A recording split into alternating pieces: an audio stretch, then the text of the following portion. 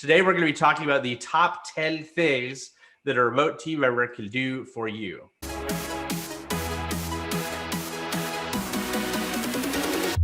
Hi, this is Matthew Tringali with RTM Plus and Homevault Academy, and I'm joined today by Mike Sargent. Hey, Mike, introduce yourself. Hey, Matthew, good to be here. I'm Mike Sargent. I own HomeQuick, which is a property management company in Phoenix, Arizona, and also Yes Virtual. We provide outsourcing services for remote team members based in the Philippines and Mexico. Yeah, I'm so glad you're here. And I've been a loyal customer and a big fan of Yes Virtual for many years. I still use it as an important part of my overall RTM strategy, using some services from Yes Virtual, as well as some services from my direct hire RTMs. So I think it's a great mix. I'm really excited that we're doing this work here and sharing our tips today. So today we're going to be talking about the top 10 things that a remote team member can do for you. Sounds good, Matthew. Let's go. All right. So number one, general admin. And Mike, you and I talked about this, and really we could come up with the top 10 things that happen within general admin, but we decided to bucket them all together here into a whole host of things that can be done under general admin. And the reason why we created this as a separate category is because there are a lot of things that remote team members can do for you where you do not need to require them to be on the phone. And so if you're willing to have a remote team member that doesn't need to do phone duty, then that means that their English accent doesn't need to be as good as somebody that you are going to require to do phone duty, which means if you direct hire them, you can actually save a little money if you're willing to have somebody that really primarily they're doing is data entry. But there's lots of different ways you can go about getting that done. And so we want to talk about all of the different things that can be done by a remote team member who doesn't need to get on the phone. So Mike, talk us through at Yes Virtual, what are all of the things that all of your VAs are doing like this? Well, as many people probably know, we do things a couple ways at Yes Virtual. We offer part-time services. In other words, you can employ us just to get certain, 20 hours a week or less. And most, or you can employ us to hire somebody full-time like an RTM. However, we have a lot of people, most of the work we do is admin, and it does not require the excellent English speaking. And the examples you can see on the screen are a lot of document prep. Almost every property manager needs, leases happen all the time. Hopefully landlord signups happen a lot. And so that kind of preparation doesn't require phone work. It just requires accuracy. And you see some examples of that on the phone, but that happens an awful lot at Yes Virtual, and we support a lot of clients doing that. Yeah, that's great. You mentioned one thing that's really important, by the way. So like at RTM Plus, for example, we only place full-time remote team members. And part of the reason I do that is because I tell folks, I really don't recommend hiring a dedicated person direct hire that's only going to be part-time, because that means they're also going to have another part-time job or multiple other part-time jobs. And most of those folks typically are looking for full-time work. So if at any given point, one of their other employers wants to then hire them full-time, they're going to kick you to the curb and they're going to go work for the other company that wants to hire them full-time. And as we all know, there's a lot invested in getting somebody trained up into your system. So if you're going to direct hire, I always recommend doing it full-time. So for folks who really only want part-time work, this is one of the times that I definitely recommend they go with Yes Virtual, because it's just a great way to go, because you guys, have that all figured out. Well, we do, and we've been doing that for many, many years, and we deal with a lot of medium-sized property management companies, and as much as they'd like a full-time person, we'd prefer that they hire a full-time person. Oftentimes they don't think they can afford it. They don't realize that, right, the benefit of having that full-time person, but they ease into it with part-time work and then evolve into something like you could provide, or we in a slightly different way could provide full-time. Right. So Mike, tell me a little bit more about what are the typical tasks that remote team members are doing when they're just doing that kind of general admin data entry. Well, like I mentioned, the document preparation is real important. The maybe creating DocuSigns and sending that for leases and property management agreement for the client or the tenant to sign, and then the property manager is the last person to sign it. But a lot of that stuff happens so frequently that for a property manager to have to do all that stuff is just tedious and prevents them from doing the customer service stuff that they're so good at, that our admin data entry person is not good at. So HOA violations come in all the time. That's another good example.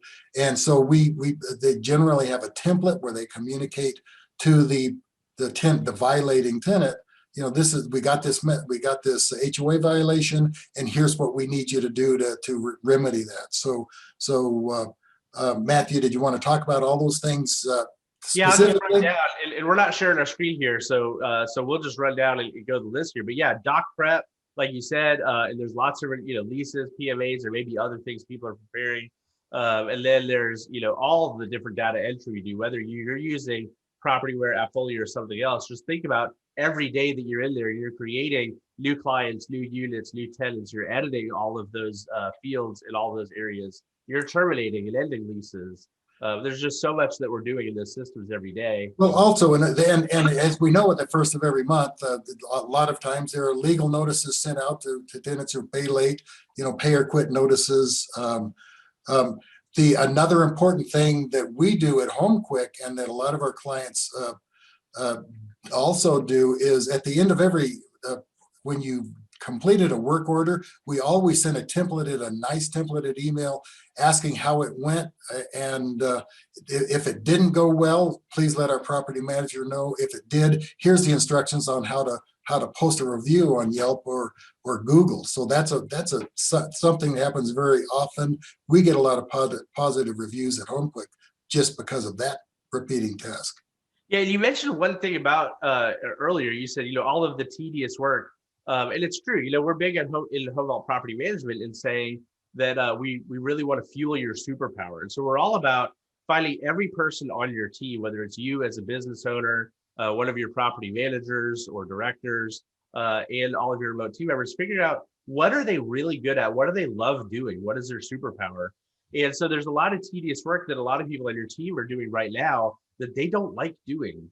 And frankly, a lot of them aren't good at it. They make mistakes, right? And so we're only as good as our data is. If you're making mistakes putting your data in, then you're making lots of other mistakes when you rely on bad data. And so, these remote team members, a lot of them, this is their jam. This is their deal. Like, they actually really like the details. They like the little stuff like this. Fair to say? Yeah, it's exactly fair to say. Yeah, I mean, our property managers, they would much well, every day they walk into probably a whole bunch of fires that they need to put out.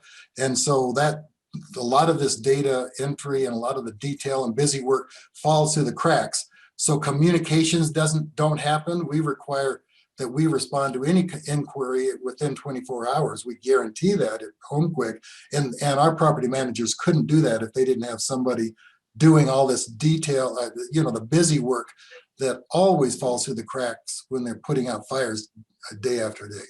Okay, great. All right. So this video is the top 10 things remote team member can do for you. We spent a lot of time in bucket number 1, which is, again, are just sort of general admin data entry work. We have 9 more things to go through here that we specifically wanted to highlight as different than just your general admin or data entry. And we kind of thought through it in some ways in kind of the life cycle of a lease. So number 2 we came up with here is unit marketing. And so this would be, you have this unit that you're ready to put on the market, and you can have your RTM do everything that goes into posting it wherever you post it, having the right lingo in there, making sure they're trained on fair housing so that they have it done the right way, but getting this unit marketing out there in a successful way, whether you're doing self showings or in-person showings. They can get it all set up however you're doing your unit marketing. Right, and that involves putting the listing on your website, Zillow, Craigslist, or whatever else you do, and maybe customizing the video if you do videos, property marketing videos, making those a little zoomier than they normally would be. a remote team member is very good at that. Yes, absolutely. All right, so everything goes into unit marketing. Number three, so you have your unit on there, and now you have tenants that are reaching out and they're applying for your properties. So everything that goes into tenant screening. Walk us through that, Mike. Well, you get inquiries, and RTMs can take those inquiries right from your software, if it's AppFolio, Propertyware, and process that. If based on your process as a property manager, you might want them to get it okayed by you before you run the pay to have their credit checked. But they'll check credit. They'll then go through the process of background checking previous landlords, and doing the normal process that you would do in screening and application processing. Yeah, and I know one of the common questions that I hear from folks is they're worried about sharing sensitive information with remote team members. But the good news is most of the softwares we use these days allow you to hide the sensitive information. So you're generally going to be able to process a rental application without ever actually exposing the social security number, for example. Yeah, that's right. Because in general, like in AppFolio or Propertyware, the prospect enters their social, and nobody in the company can see it. That's right. It's redacted, last four digits, etc. Right. And so with a good process in place, they can actually screen these tenants and auto approve them. If they meet your criteria, then they can know, like, yep, they checked all the boxes, approved. Or if you want them to send it off to somebody else to have the final approval on it, you can do that too. You can customize your process however you like, but they can do all of the heavy lifting to present it as a complete package and either make that decision with the objective criteria or present it to somebody else in your team to make that decision. Right. All right. And so number 4 we have here is leasing. And this is another kind of broad category. Some of it we talked about in general admin, but the reason we broke it as a separate category is because it may also involve some phone duty. You may have to call the tenant up to say, hey, just want to talk about your move-in date and make sure we get on the same page about what that'll be like, or communicating things regarding setting up utilities, or just everything that goes into leasing and move-in. So talk us through that a little bit, Mike. What do you see there? Well, certainly, yeah, that requires some good English skills and just interfacing with the tenant. We do interface with the tenants a lot. Very rarely do we interface with an owner, but now leasing also, Matthew, we can involve taking prospective leasing calls as well. And that would vary state by state. Like we're in Arizona, and it's Department of Real Estate is very, we can't, as an unlicensed person, answer a leasing call or provide much information. But in many states, that's not the case. So certainly a lot of our RTMs are either part-time or full-time are answering those calls and following the directions of the property management company. It happens all the time. Yeah, I know some states are funny about that. Arizona, Nevada, I've heard is even stricter on that category in particular. But most states, like the approach that I take and I recommend to a lot of people is basically the reading off of your website, right? I mean, most questions that a prospective tenant's going to have are frankly things that we all know they could find on our website to start with, right? Whether it's reading the description of the property or reading your rental application guidelines, whatever the case may be. So in most states, that's completely fine for an unlicensed person to share that information with a prospective caller. Yeah, that's what we find. It, like you mentioned, Nevada and Arizona, I wouldn't touch it in Arizona, regardless of whether that's just referring to a website. If they, if the state sees an unlicensed person answering a call, it's risky. So there's enough states that allow it. Right. Yeah, we do that. Yeah. So everything that goes into leasing is category number 4. So category number 5 is what I consider to be the most important thing we do as property managers, and that's maintenance coordination. We all know it's just a tough beast to manage, but that doesn't mean that RTMs can't do it. As a matter of fact, they do it very, very well. This is one of the most common positions that we fill for other folks. And so talk us through, like, how do you guys do that? What are your RTMs doing for maintenance coordination? Well, it is a real important task for sure, and it's one of the more it requires more training than most of the other administrative or tasks. Yep. Because you're taking, you're dealing with tenants who are not happy, probably. You're taking a work order. You're making sure the first step, of course, is dispatching.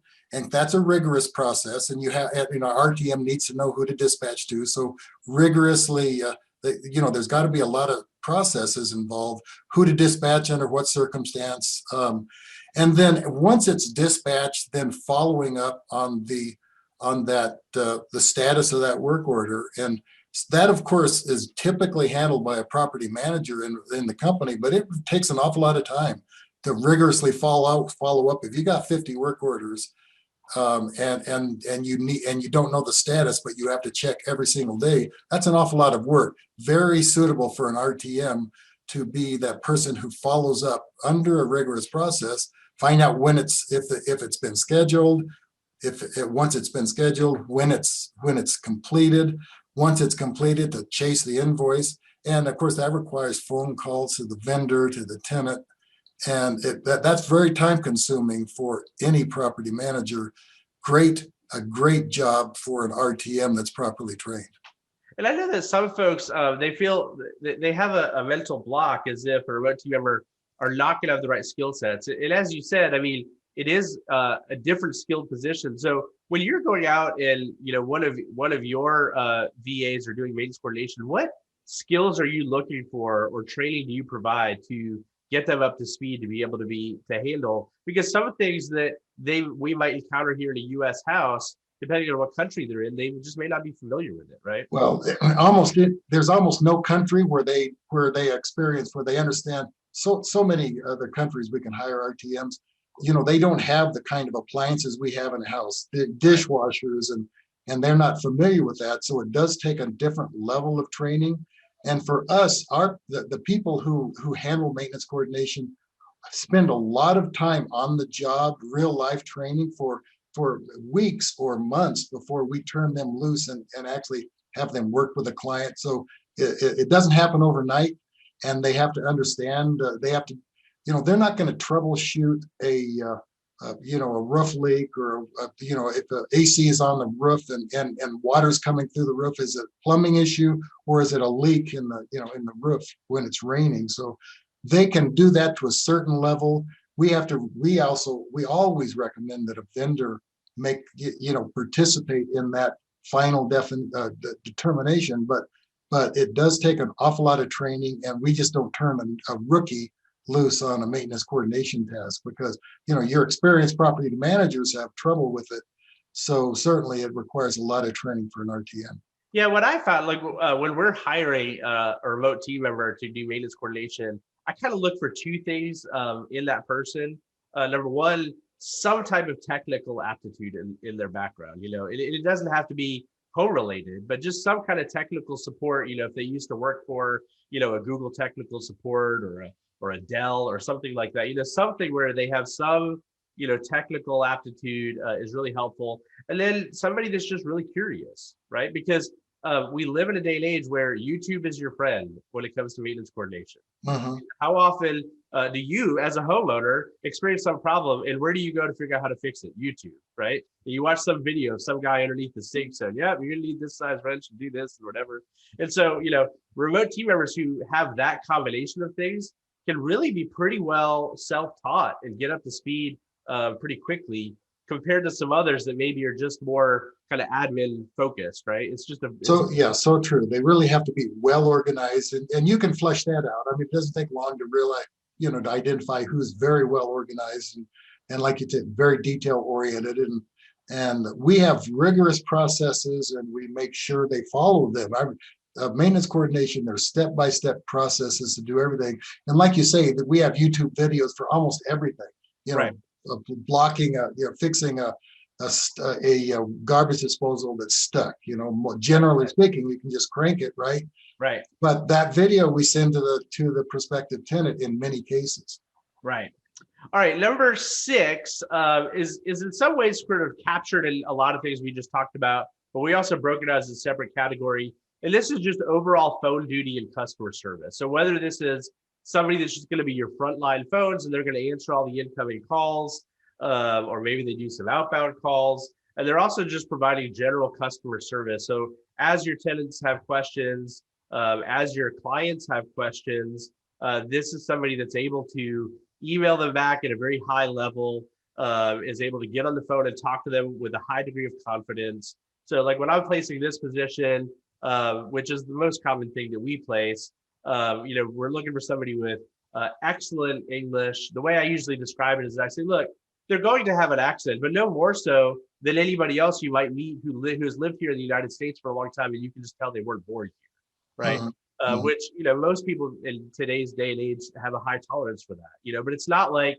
the old days of getting frustrating of hearing somebody on the other end of the line that you just can't understand. It's not going to be anything like that. So we look for really high level of English, and somebody that's just a really good problem solver. Somebody that's going to think on their feet really well, be able to understand, be a quick learner, understand what's going on, and provide good answers to your tenants and owners.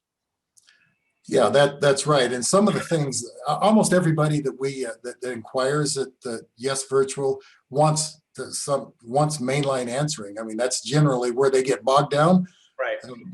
And many times they just a lot of times it's because they don't answer the call, so people just keep calling back and they build up. And so if you just answer the calls the first time, then you generally save a lot of time. What's my address? I mean, how much? If a tenant might ask, what's my balance? They're 2 days late. They want to know that.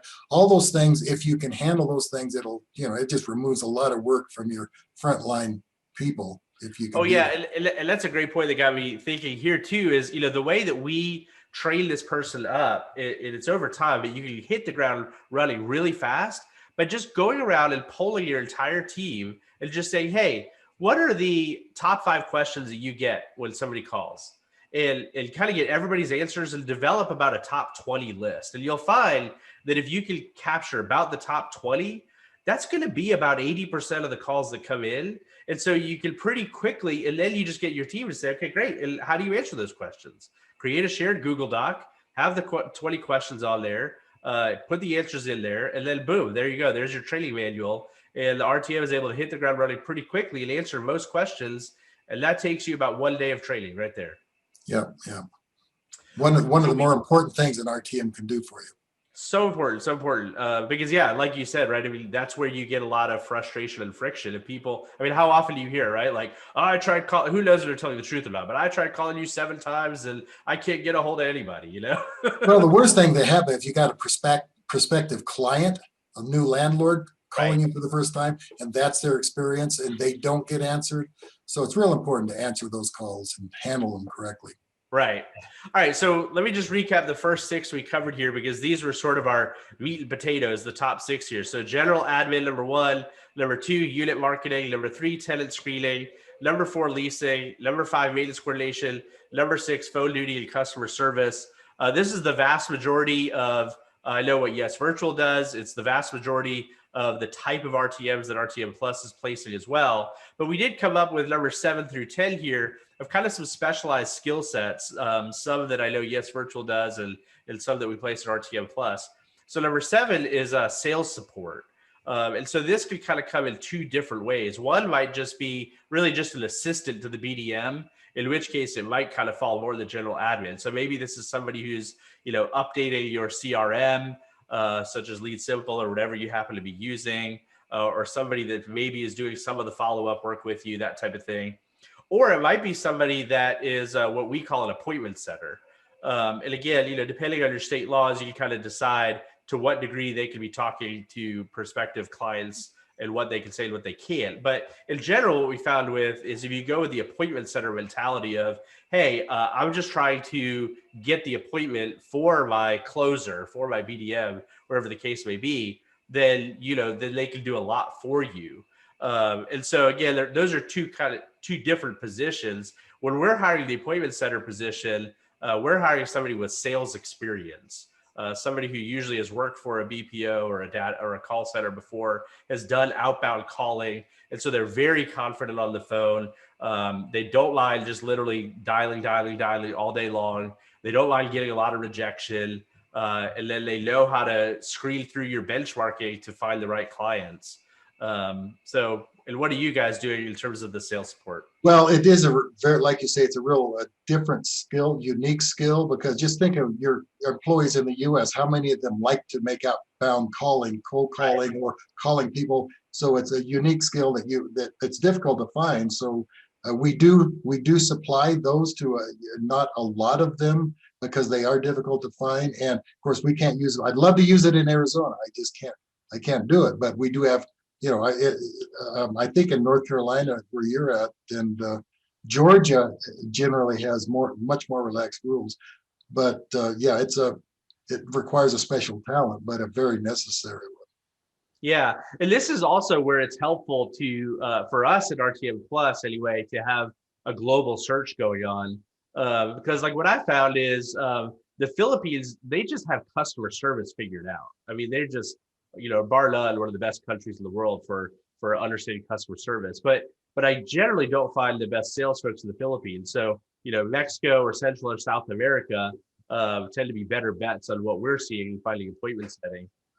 Yeah, I agree with that. I agree. A little more differential in the Philippines, and not as likely to be comfortable making outgoing calls. Right. Yeah, deferential is a great word for it. Yeah. Okay, and then so number 8 is bookkeeping.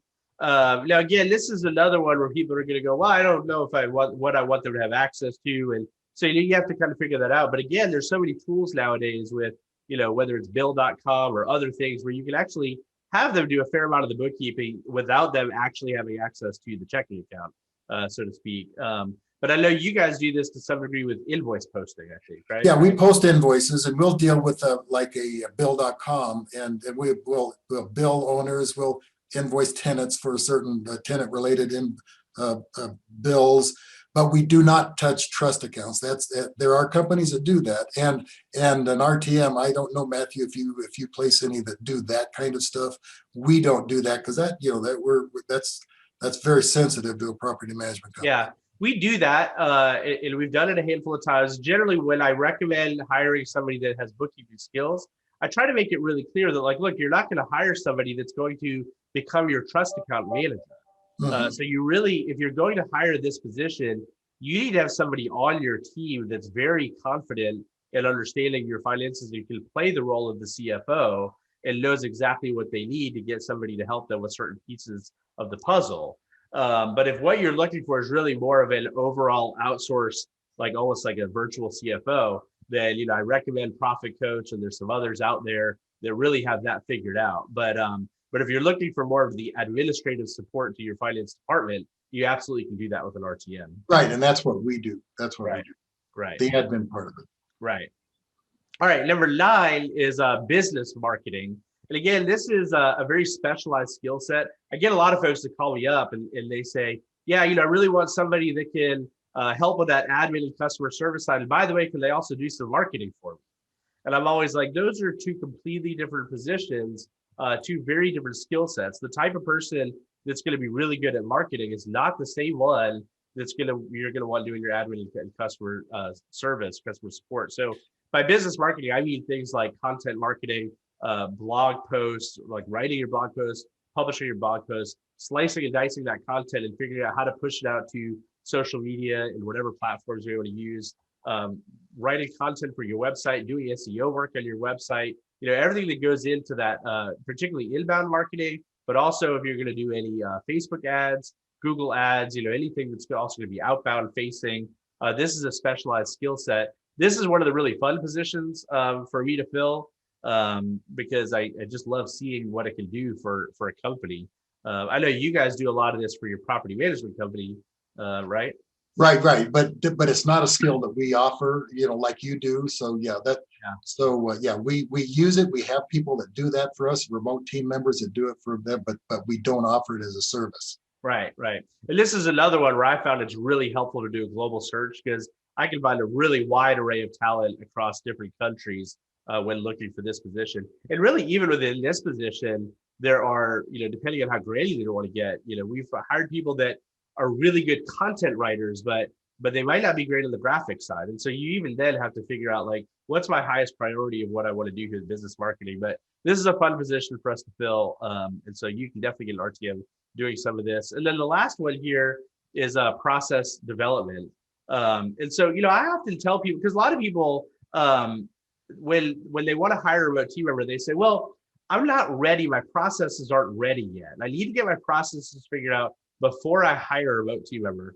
And I understand what they mean by that, but I do think there's a limiting belief in the skill level of the remote team member when they think that way. And so, like, the analogy I always use is, it's when you hire a really good remote team member, it's not like hiring a fry cook at McDonald's. Okay. It's not like all they can do is, drop the basket, timer goes off, lift the basket, flip the fries, salt the fries. It's not that. These are actually really smart, thinking people that want to be an integrated part of your team. So I often tell people, you know what, if you don't have your processes dialed in yet, here's the first thing you do. You hire a remote team member, and the very first thing you do is you say, I need you to document all of our processes. So get on Zoom calls, many hours every day, share your screen and just say, here's what I do. I'm going to roll out Unic Marketing. Just watch what I do. I'm going to record this. You can watch me, whatever. And I just want you to document it. Write it out for me. What are all the steps that I'm doing? And they can do that. And then you have something you can start massaging and manipulating together with them and say, okay, well, let's break it down. What are the steps? How do we get this dialed in and turn it into something that we can hand over to somebody else? Well, such a good point, Matthew. And, when we engage with a client, generally speaking, they have a tough time allowing the time it takes to do what you just talked about. The sooner they can get that done, and sometimes they need to take it in small bites, but the sooner they can, they can do that, the quicker they can relieve themselves of the process of always, being the only person who can manage that task. Well, it goes back to the classic example of why a lot of people have tried VAs and failed. And the reason why is because what happens is the reason why you want to hire a remote team member right now is because you don't have enough time. You're working 10, 12 hours a day. You need help. And so you hire a remote team member thinking they can help you, but you don't have time to train the remote team member. So then when they just don't immediately hit the ground running as if magically they're going to know what to do, you get frustrated and you think, oh, this doesn't work for me. But that's actually not a problem that's unique to remote team members. That's just a problem to hiring. Right. And then especially there are some people on your team that have this block that they always just go, it's just faster if I just do it myself. I don't have time to train them. I'm just going to be faster if I do it myself, which is true in the short term. Like today, that's faster, but it's not a long-term approach, right? And so I always tell people, I say, you know what, you're right. You don't have time to hire a remote team member. You actually don't have time to not hire a remote team member. Right. And you got to make a commitment. I mean, training is one of the biggest issues. I mean, if you hire any new employee, you've got to train them and to make the commitment to do that. Generally speaking, most new employees, whether remote or local, they just get thrown into the job and they just learn on the fly and they just ask questions. And of course, that's not the best way to do it, but you're much more successful if you invest in that training. Yeah, absolutely. So anyway, so that's number 10 is you can actually get a remote team member to do process development for you. I'm going to circle around to that training comment in just a minute. But before I do, let me just recap for us. Top 10 things an RTM can do for you. General admin, Unic Marketing, tenant screening, leasing, maintenance coordination, phone duty, customer service. Number 7, sales support. Number 8, bookkeeping. Number 9, business marketing. And number 10, process development. Let me just close us with this. So first of all, you mentioned the training. And so I'm really excited. It's part of the reason we're on this video together today, because we're going to be announcing soon a great training product that will go with when you hire an RTM, how to shortcut that training process, have them hit the ground running and have a higher degree of success. So we'll be having more videos and information on that to come soon. And then the last thing I want to mention is, there's links below. Click on the links below for one of our free resources, so you can get more information on how you can get started with an RTM. Mike, what else? What are you going to close this with? Well, I think you covered it pretty thoroughly, Matthew, and I think we probably wore people out. But at any rate, I enjoyed the chat. Thank you, Mike. I appreciate it. I look forward to doing more of these. You bet. All right.